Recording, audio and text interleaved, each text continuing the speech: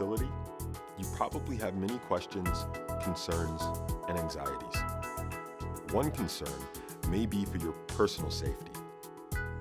Let me assure you, the Wisconsin Department of Corrections values your safety, and that includes keeping you safe from others while you are serving your sentence. Let me be clear. The Wisconsin Department of Corrections has zero tolerance for sexual abuse and sexual harassment within its facilities. Sexual abuse and sexual harassment are against the law. This video will explain your rights and the policies and procedures in place to help keep you safe. Remember, sexual abuse and sexual harassment are not part of your sentence. As you watch, you may find this material difficult to hear. Some survivors of sexual abuse or violence may experience a range of feelings or memories. Support for survivors is available by notifying your assigned social worker or by calling the crisis hotline posted near telephones. The Prison Rape Elimination Act of 2003, known as PREA, created national standards to prevent, detect, and respond to all sexual abuse and sexual harassment in all confinement settings. Sexual abuse is never okay. It is never okay in this facility or any other youth facility.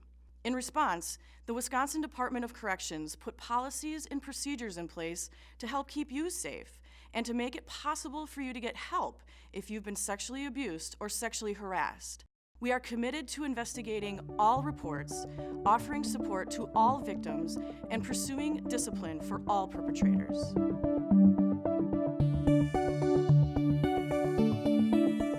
No one deserves to be abused. You have the right to be free from sexual abuse and sexual harassment. The Wisconsin Department of Corrections has put many procedures in place for your protection. Let's review a few of them.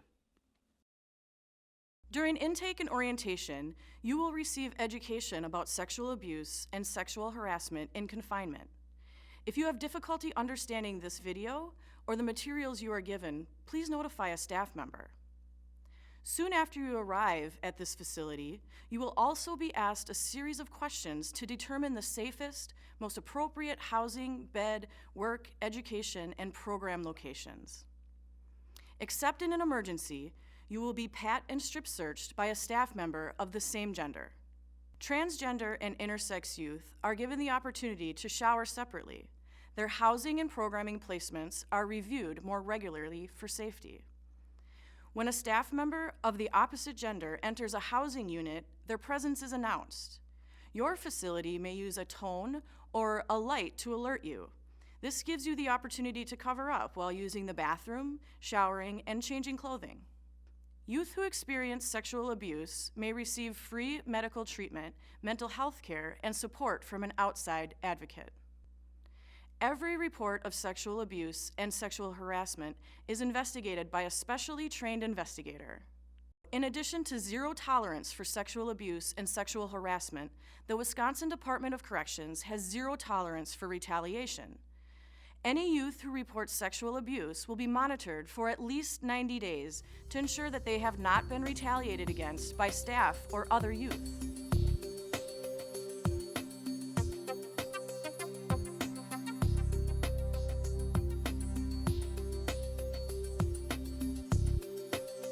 Sometimes, it's difficult to know if you were a victim of sexual abuse or sexual harassment. Let's review the definitions of sexual abuse and sexual harassment, in addition to some other important terms. First, let's define consent. Consent is when someone is willing and able to freely agree to be part of an activity.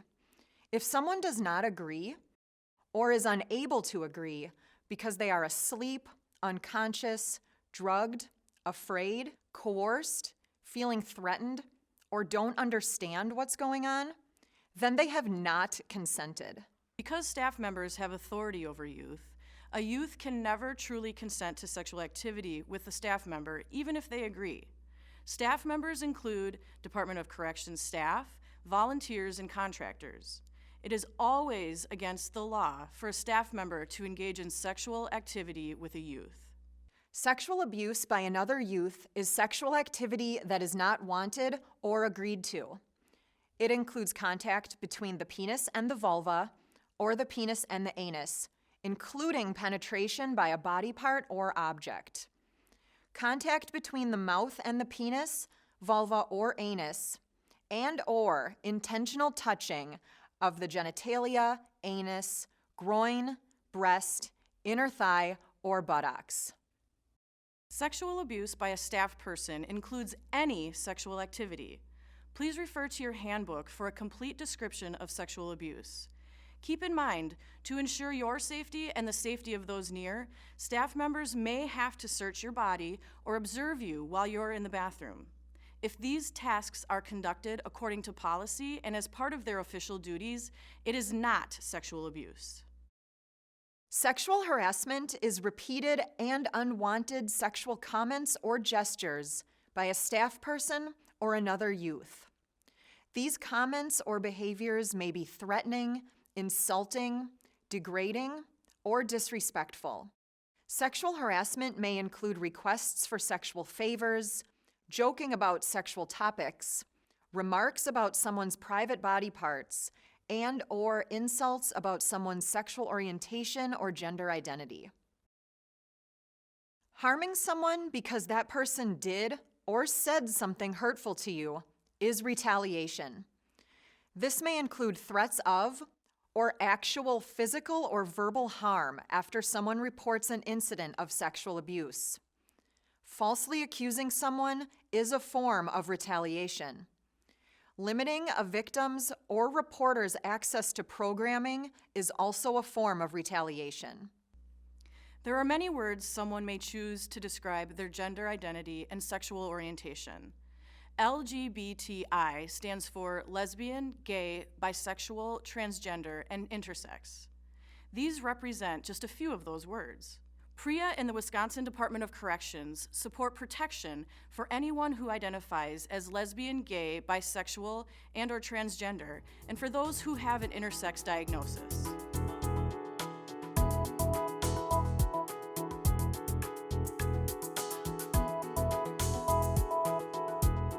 It's important for you to understand that sexual abuse and sexual harassment are never the victim's fault. And although the Wisconsin Department of Corrections has put policies and procedures in place to keep you safe, the following are some very important points to keep in mind. Perpetrators of sexual abuse and sexual harassment often look to harm or victimize others who they perceive as being vulnerable and easier to sexually abuse. They may look for those who are using drugs or alcohol, those who appear nervous or frightened, or those experiencing anxiety. If you are experiencing any of these feelings, seek out the support of a social worker or someone you trust. Perpetrators prey on those who trust others instead of their own instincts. If you sense a situation is dangerous, it probably is. Be direct, firm, and say no when asked to participate in something that you are uncomfortable with or which is against the rules. Some perpetrators seek out others in need of a favor or friendship. To get close, they may target those who need canteen, hygiene supplies, a loan, someone to talk to, or physical protection. These relationships develop over time and may feel harmless, but often they will want something in return. Carefully choose your friends. Stay away from someone giving you special attention. Connect with people who are involved in positive groups and activities. Finally, be cautious of staff who share personal information with you, create opportunities to be alone with you, spend an unexplainable amount of time with you, allow you to enter unauthorized areas, or show favoritism toward you. Perpetrators use these tools to get close to their victims. Tell a staff person immediately if you feel unsafe. Every person deserves to be safe. Sexual abuse is never the victim's fault.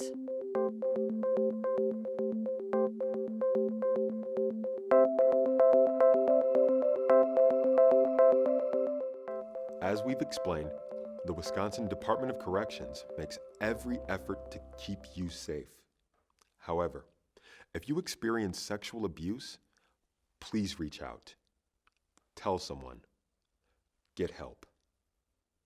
If you experience sexual abuse, get to a safe place. You might feel safe in the office of a social worker, a teacher, or a chaplain. Safety may be found on your bunk or in your room, or it could be at the officer's station. Even though you may want to clean up immediately after the abuse, consider waiting. So that potential evidence isn't lost, try not to use the bathroom, shower, wash, drink, brush your teeth, eat, or change your clothing. Report the abuse as soon as safely possible. Deciding to report sexual abuse is never easy. I'd like to repeat and emphasize that deciding to report sexual abuse is never easy. The fear of being labeled a victim or snitch often has the power to keep people quiet. We encourage you not to remain quiet. Use your voice. Please report abuse as soon as safely possible so that you can receive support. You don't need evidence to report. There is no time limit to report sexual abuse. However, sooner is better. If you experience, witness, or suspect sexual abuse or sexual harassment, you can report it anonymously if you wish, using any of the following methods. To report sexual abuse or sexual harassment, please use any of these methods. Reminders of these methods are posted throughout this facility. Tell any staff person at any time of day. Send a note or request to speak with any staff person. File a complaint. If you feel unsafe reporting directly to a staff member, dial 777 to report to the Department of Corrections. Your PIN number is not needed to make this call. This hotline is a message line and is only monitored during business hours. If you choose to use 777, there will be a delay in responding to your immediate needs. You can dial 888 to leave an anonymous message with an agency outside of the Department of Corrections. The external agency does not respond or investigate. Your report will be forwarded to your facility for review and action. A staff member from your facility will follow up with you. Like 777, this is a message line and is only monitored during business hours. You can also contact local law enforcement to report sexual abuse. And finally, you can always tell a trusted family member, friend, or outside support person. They may report on your behalf by telling any staff person or submitting a report online at the web address on your screen and clicking on Prison Rape Elimination Act. These reports are called third-party reports.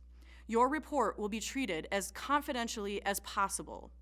Only those who need to know in order to assure your safety will be notified. After experiencing sexual abuse, survivors may experience a wide range of emotional and physical reactions. There is not a right or a wrong way to feel. All of these feelings, any feelings, are normal. If you experience sexual abuse while in a facility, the Wisconsin Department of Corrections is seriously committed to your protection, support, and recovery. Every effort will be made to assure your protection without restricting access to work, education, or programming.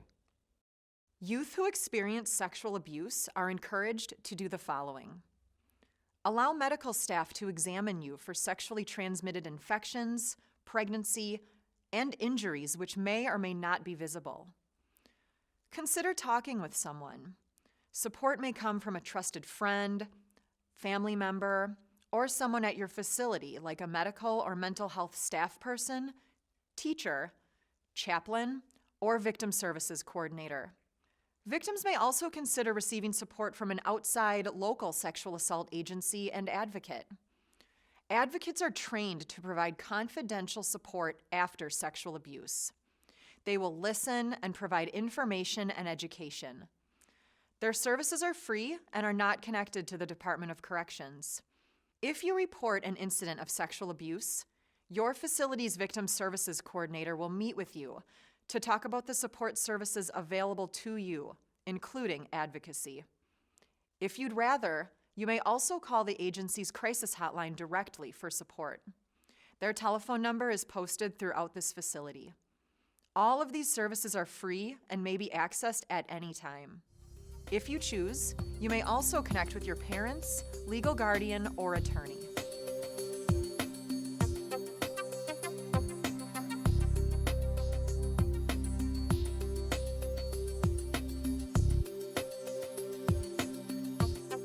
After sexual abuse or sexual harassment is reported, the Department of Corrections and the appropriate law enforcement agency will begin an investigation. The purpose of the investigation is to determine the nature and the extent of the abuse and ultimately hold the perpetrator responsible for their actions. During the investigation of sexual abuse or sexual harassment, you may be asked to give a statement. With your consent, the investigation may also include a physical exam by a qualified medical professional in a local hospital. This free and confidential exam is conducted to ensure your health and to collect any evidence. While at the hospital and during any investigation interviews, you may choose to have an advocate present. In some situations, your housing may be changed to protect your safety. Protective confinement should only be used as a last resort until a more suitable option is available. The investigative process is conducted in a confidential manner, meaning only those who need to know are included. Following an investigation, a report may be found substantiated, unsubstantiated, or unfounded. You will be notified by letter of the outcome. Let me repeat that victims or witnesses of sexual abuse or sexual harassment are highly encouraged to report. While false reports of sexual abuse are extremely rare, it is important to note that they are a Department of Corrections violation. Those who make false reports are subject to corrective action, including discipline.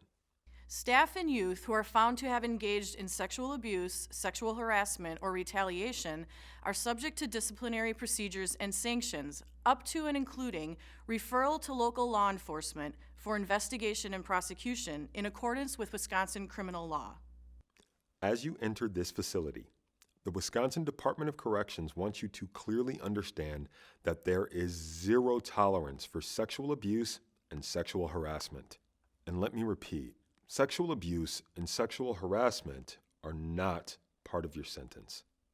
We've discussed your rights, policies and procedures designed to keep you safe, vulnerabilities perpetrators look for, and methods for reporting incidents of sexual abuse, sexual harassment, and report-related retaliation. We also describe the follow-up support services you may receive, the investigation process, and consequences for perpetrators. You have a right to be free from sexual abuse and sexual harassment. Please notify a staff member or review your handbook if you have any questions. With your help, we can work together to ensure safety for all.